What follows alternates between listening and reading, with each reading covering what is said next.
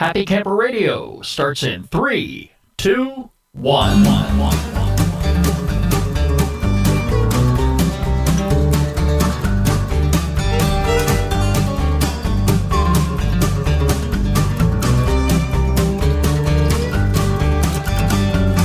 Hello, everybody, and welcome back once again to the Happy Camper Radio Show. I'm Skip. I am a happy camper, and no doubt about it, my friends, you can be a happy camper too. I'm flying solo. I'm by myself in the studio. Daniel's out of pocket this week, but I have a wonderful episode for you, a very informative one, in fact, one that I think that you're going to be able to put to use if you plan on doing a lot of camping in the 2015 camping season. So stick around for that. Our phone number here is 404-537-CAMP. You can like us on Facebook, follow us on Twitter at Camp Talker, and add us to your circles on Google+.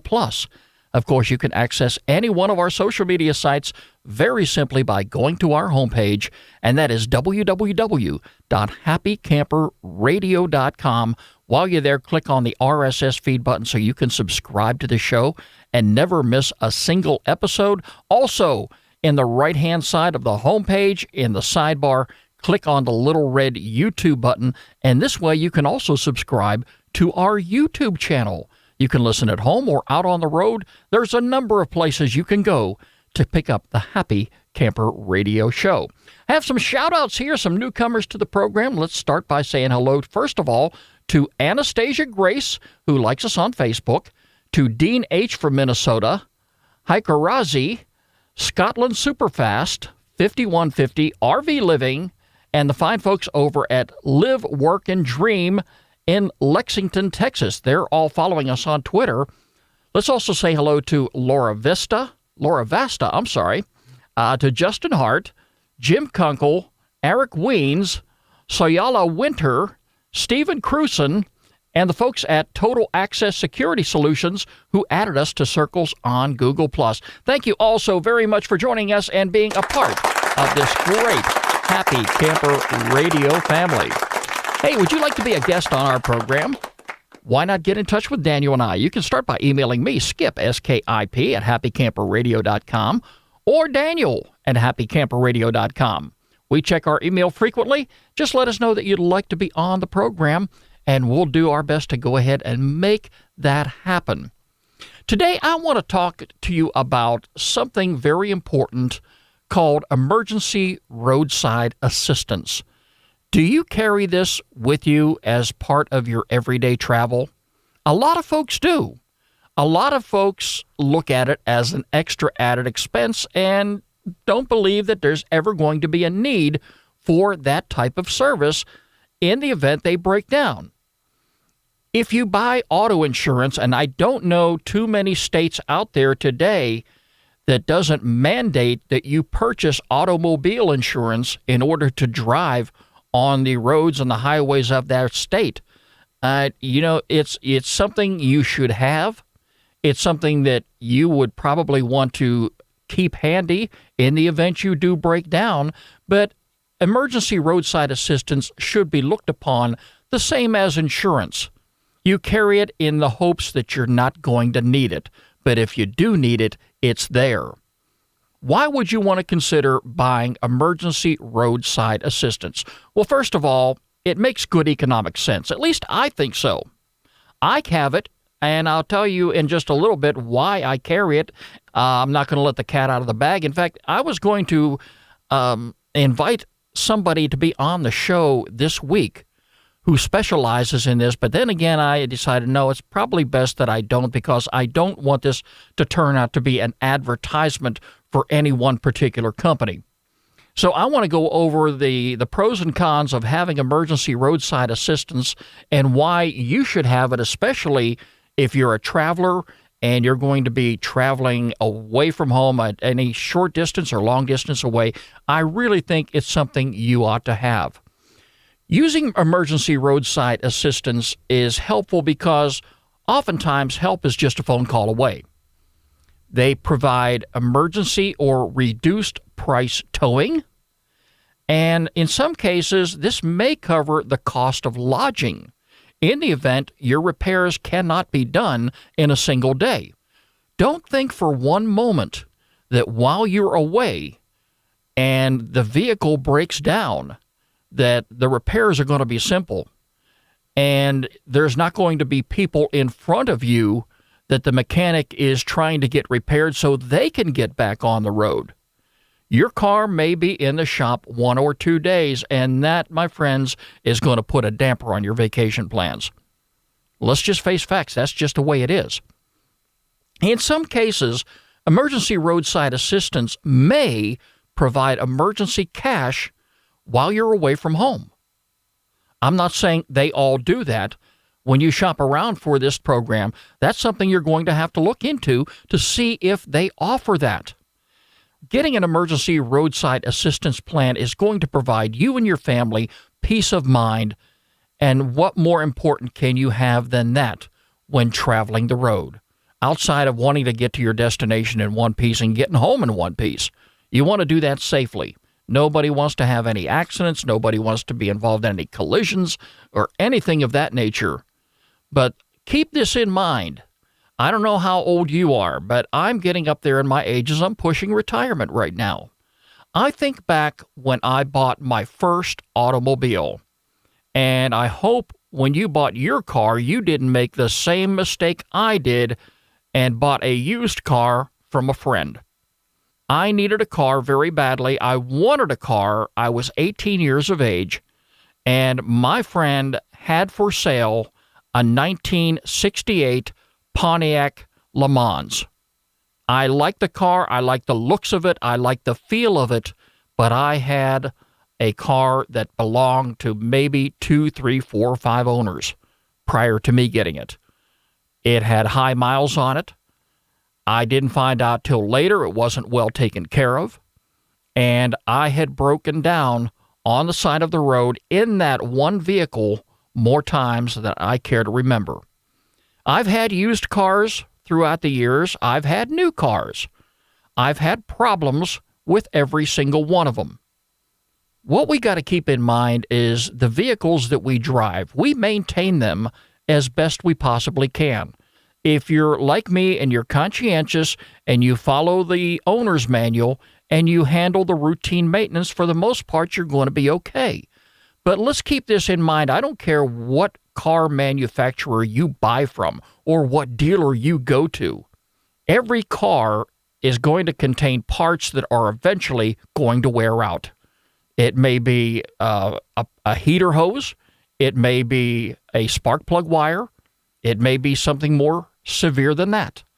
You're going to need to replace your battery. You're going to need to replace your brakes. You're going to need to replace this and that from time to time.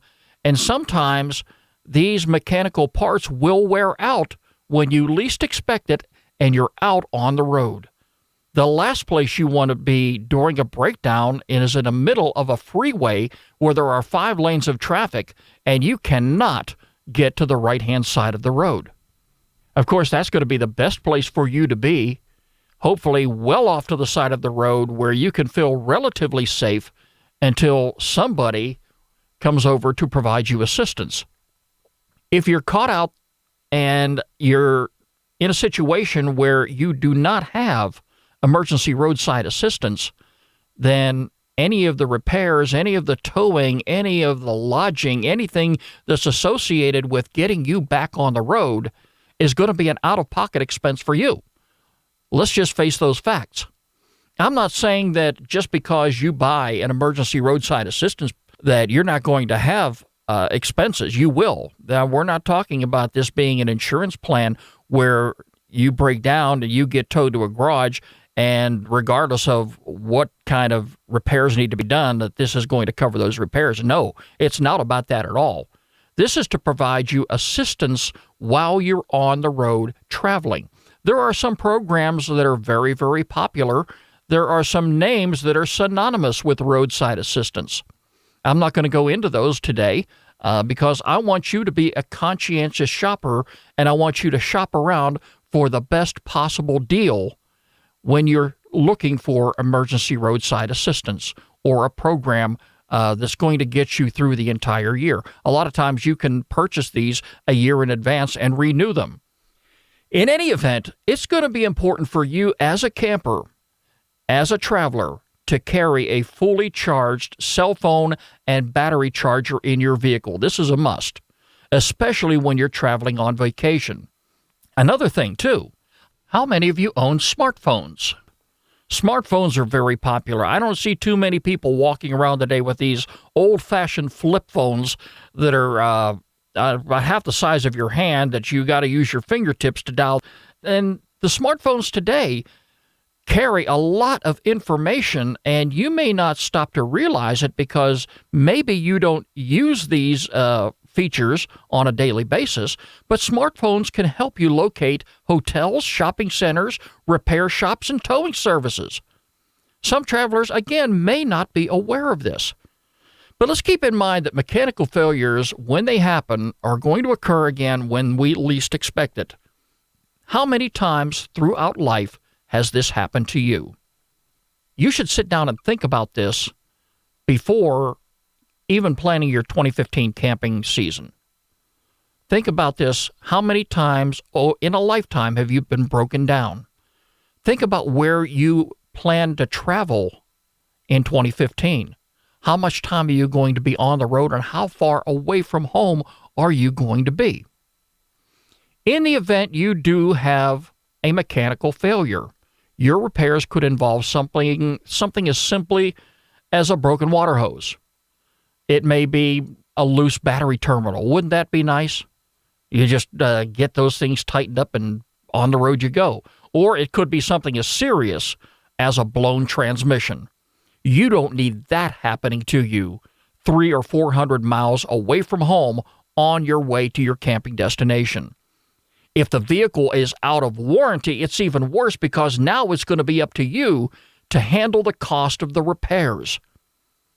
And depending upon the age of your vehicle, how long you plan on keeping that vehicle, it may not be worth you getting that car repaired. But regardless, if you're that far away from home and you've got your camping gear in the back, you've got your family on board, you may or may not be in a position at that point to continue on to your camping destination. You may end up going home and starting from scratch. A lot of people have done this. Now, vehicle repairs can really derail a family vacation. I've had a couple happen to me. They can occur locally or, again, a long distance from home. If you do have the family and the camping gear on board, you've got to keep in mind what you're going to do. Think about this. You're at the side of the road. Your family is with you. Say you're a family of 6, and the tow truck driver shows up. He can't help you get the car started. Your car is going to need to be towed. Only one person is going to be able to travel with that vehicle to the garage or wherever you're going to go get it repaired. So you've got your family to worry about. Don't ever be afraid to pick up the phone and call 911 for help. If I had my family with me, if I had my wife and my kids along, and I know that I've got to ride along with the tow truck driver to a garage to get the vehicle repaired, I want to make sure that my family is safe, sound, and well taken care of while I am away from them. This is something you're going to need to keep in mind while you're out on the road in dealing with a mechanical failure. Depending upon the cost and the time to repair, you may be late arriving at your camping destination. The vacation, again, may need to be canceled completely. Either of the above are going to amount to tremendous stress and oftentimes disappointments. Because let's face facts, sometimes these camping trips, we plan months in advance for them. We looked online, we did our research, we found some destinations that we wanted to visit while we are there, and all of a sudden, all this excitement, all this stuff we were building up is now going to be gone, and we're going to have to put it away for another day, maybe another year. In either event, it's going to be a financial strain on your wallet and your savings. Let's look at the potential costs of not having emergency roadside assistance. First of all, you've got the cost of towing. That could amount to $100 or more, depending upon who's coming to pick you up, how much they charge for the tow, and how far they have to go to get to a garage. Do you have any idea where you are when you're broke down? Most people don't. They don't know the name of the nearest town. They don't know anything about the services that may be provided in that area. The local garage may be 20 miles away. You got to consider a possible hotel stay. Also, the cost of a rental car to get you around while your vehicles get repaired in the event they cannot do the repairs in a matter of hours. You're also going to have to look at the cost of the repairs itself, and also any other transportation costs that may be involved. This is going to amount to some money out of your pocket. Without a roadside assistance plan in place, owners are going to be required to locate a towing service on their own. And this, again, is where your smartphone can come in real handy. Finding a reliable mechanic to do the repairs is also going to be a challenge. I would love to sit here and say that every single mechanic that picks up the phone and says, yes, I'll look at your car, I can repair your car, will be honest about doing the job. Let's keep in mind, you're away from home. You're several hundred miles away from home in some cases, and you need these repairs done. You don't want to be taken over the rocks. You don't want to be taken to the cleaners. You hope that you find a mechanic who's going to be honest and not fix your car to the point where repairs are being made to parts that don't need to be repaired. But that happens sometimes. It's going to be up to you, again, to locate a nearby hotel because you want your family to be safe. You want a place to bed down for the night. You're going to have to find a place should those repairs take more than a day. I've had my vehicle in the shop for a simple repair, and it was in there for 2 or 3 days. And this was not too long ago, only because the mechanic that I use, who I swear by, he's a fantastic guy. He has a good reputation. He's local. He's not going to be around for me if I break down 100 miles away from home, but at least I know I can get my vehicle repaired, but he is busy. And if you get lucky enough to find a repairman to take care of your vehicle while you're away, hopefully it's going to be somebody who's honest and not somebody who's going to be too overly busy that can maybe push you ahead because they know that you've got to get back on the road. I always say good things happen to good people who do good things for others. And, maybe you'll run into such a person. I hope this never happens. I hope you don't ever need emergency roadside assistance, but it's good to have, and it's good to carry in your wallet in the event something does happen. Here's another option, and I consider this today more than I ever have in the past. If I'm carrying my camping gear, and I carry a lot of stuff, sometimes I just may have to swallow my pride and just put half of the camping supplies away, which, oftentimes I don't use everything. I like to bring a lot of stuff with me. But if I want to carry just my tent, my cooking gear, my cooler, my sleeping bags, and a few other things to get me through my camping trip, I'm not going to really have all that much. And if you're a camper who has only that, you may want to consider renting a vehicle for the long haul. You've got to consider the age and the condition of your current vehicle that you're going to be traveling in. Is it likely that your vehicle is going to break down on you while you're away?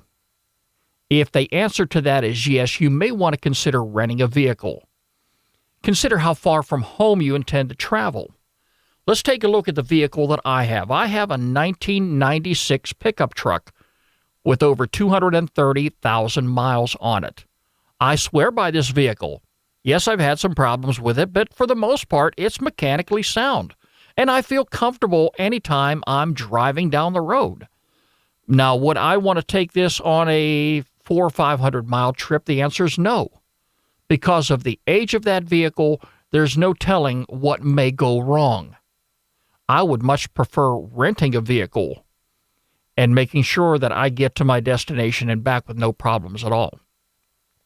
You want to rent a vehicle that's going to accommodate your family and your camping gear. Now, many rental vehicles are going to come with very low mileage. A lot of them are going to be brand new. I rented a vehicle for a day when we went up to Helen here just a few weeks ago, and I've got some of those pictures posted on our Facebook page if you want to take a look at that. But we had a great time while we were up there, and the only reason I rented the vehicle is because I knew we weren't going to get 4 people in the front seat of my pickup truck. Yes, I would have been comfortable driving up there by myself, or, if I had somebody else just to travel shotgun with me. All right, that's not going to be a problem. But, because we were carrying some extra passengers along, we went ahead and rented the vehicle. You can do the same for a camping trip. In some cases, credit cards are not going to be required. There may be certain documents that the rental agency may want to see to get you into a rental car if you don't have a credit card. But the requirements these days are a lot easier than they were back, say, when I was growing up, where credit cards were a must, or you weren't going to rent a car. Also consider this, too. If you're going to be renting a vehicle, well, what are you going to be towing? Some rental agencies may not permit you to tow anything with that vehicle, even though there may be room for a tow hitch on the back. Some will. You be traveling with a travel trailer, a pop-up camper, a utility trailer, let the rental agency know right off the bat, and they can tell you yes or no if they'll be able to help you. See if towing such equipment, like it says, is permissible. Renting may be an expense, but keep this in mind. It may also be cost-effective. When renting a vehicle for vacation travel, find yourself a well-known rental agent with a well-known name that has branches nationwide. This is so important in the event you do break down, because you can make that phone call. They can come get you and your family and your belongings and put you in another vehicle to get you on your way. This is one of the biggest advantages of renting a vehicle for your long-haul vacation rather than driving the vehicle that you have been running around in for years that may or may not get you to your destination. Let the rental agent know how far you plan to travel, how quickly they handle mechanical repairs in the event of a breakdown. Again, nobody wants to be delayed, especially when it comes to vacation. You think about people who travel by air. They may be going to their grandparents' house just for the Thanksgiving weekend. We all know how busy the airports are. All they're thinking about doing is getting to the airport on time, catching their flight on time. They want to land at their destination on time. But we know that doesn't always happen, does it? Sometimes there's flight delays. Sometimes it's because of weather. And this really wreaks havoc on people's lives, just like a mechanical breakdown can wreak havoc on your life if you're out on the road. You want to find out, too, how quickly a rental agency will provide you a replacement vehicle if the original rental breaks down on you. Now, where can you purchase online emergency roadside assistance? Again, I'm not going to mention any names because I want you to do the research. It's so important that you do that. Go online. You may recognize some names right at the top of your head, again, that are synonymous with the emergency roadside assistant business. Allow that research to go forth and also compare some prices. I can tell you this much. I have a great plan with my current insurance provider. I also carry a credit card with me everywhere I go. So in an emergency, I do have that credit card to fall back on if I don't have the immediate cash that I need to get me on my way. But not everybody has credit cards. So sometimes you're going to be out there on your own, and you're really looking at a situation where if you don't have the money, if you don't have the credit cards, you're broke down, what are you going to do next? You got to look at this from all angles, my friends. Check out some of the reviews while you're shopping, too, for emergency roadside assistance. If some people have used the service before, find out if they're happy with it. Find out if they're unhappy, what the agency may or may not have done for them. and then use your judgment to determine if one particular company is better than another. Also, contact your insurance company. See what type of services they have to offer. What are the benefits and the limitations? And you're also going to want to find out, too, are there any upfront costs? It's time now for our featured campground of the week here on the Happy Camper Radio Show.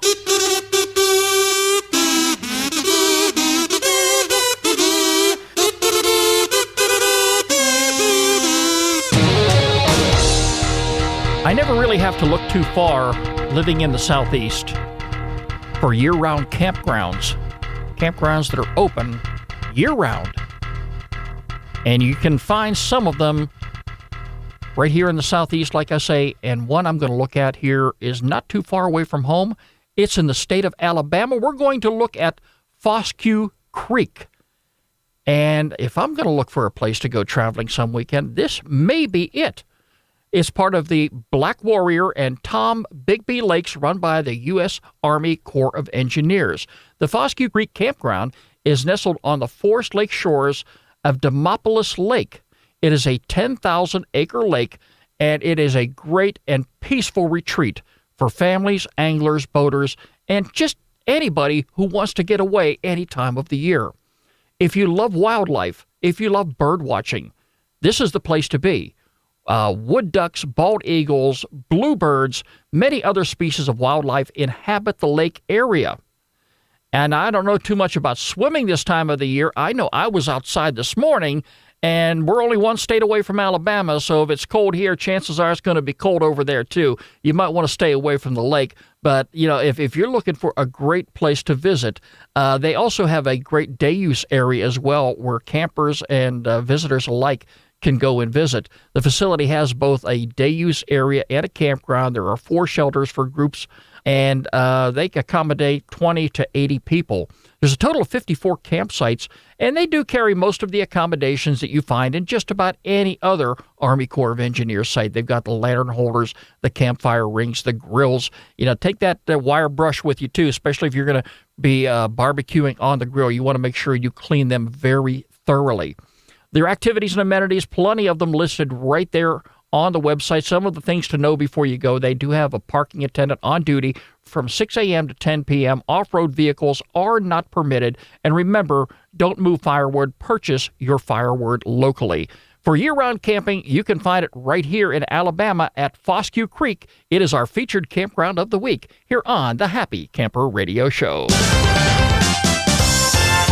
And as always, if you have a campground that you would like for us to feature on the program, get in touch with me, Skip, S-K-I-P, at happycamperradio.com, or you can email Daniel at happycamperradio.com. We check our emails frequently, so make sure you get in touch with us and let us know what you think about the show, and if you have a camping idea, camping suggestion, a topic that you would like for us to discuss, feel free to drop us a line anytime. Well, that's about going to do it for me. Skip here on the Happy Camper Radio Show. Daniel, I hope will be back with us again next week. Last week he wasn't feeling too good. And I know next week he's planning on this big camping and RV show that's coming into the metro Atlanta area. And I wouldn't be a bit surprised if he comes hauling in his driveway with this brand new pop-up camper, because he will be jackhammering on my door and making sure I am one of the first people in the neighborhood to know about it. Of course, I'll be out there taking a lot of pictures, too. Hey, anyway, catch us online anytime, www.happycamperradio.com. Like us on Twitter, follow us on Facebook at Camp Talker, and add us to your circles on Google+. The Happy Camper Radio Show is a presentation of Skip Huber Productions. I'm Skip. I am a happy camper. And you, my friends, can be a happy camper, too. We'll catch you next week. Thank you for listening to Happy Camper Radio.